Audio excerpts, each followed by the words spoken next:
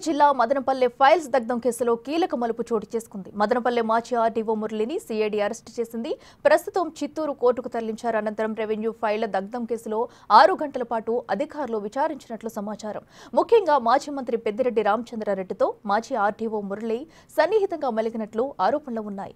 ఇక ఈ కేసులో మురళి ఏటుగా ఉండగా తాజాగా మురళి మధ్యంతర బెయిల్ను సుప్రీంకోర్టు కూడా రద్దు చేసింది. Madanapalle sub collector office fire కేసులో ఎక్స్ఆర్డీఓ మురళీ గారిని రాత్రి అరెస్ట్ చేశాము. ఇప్పుడు కోర్టులో ప్రొడ్యూస్ చేయడానికి రిమాండ్ నిమిత్తం చిత్తూరుకు తీసుకుపోతున్నాం.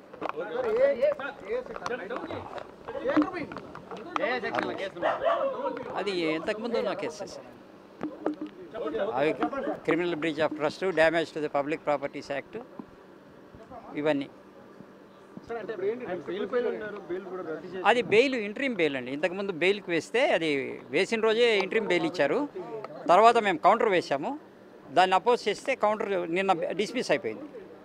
ఆ ఇచ్చిన ఆర్డర్ కూడా క్యాన్సిల్ చేస్తూ నిన్న ఫ్రెష్ ఆర్డర్ ఇచ్చారు. ఆ మురళీ గారు వేసిన పిటిషను డిస్మిస్ అయిపోయింది. కాబట్టి ఇప్పుడు ఇంకా అరెస్ట్ చేశాం. ఇప్పుడు రిమాండ్ నిమిత్తము చిత్తూరు తీసుకుపోతాం. Chittoor CID court. అది మనం జడ్జి గారి ఇష్టం.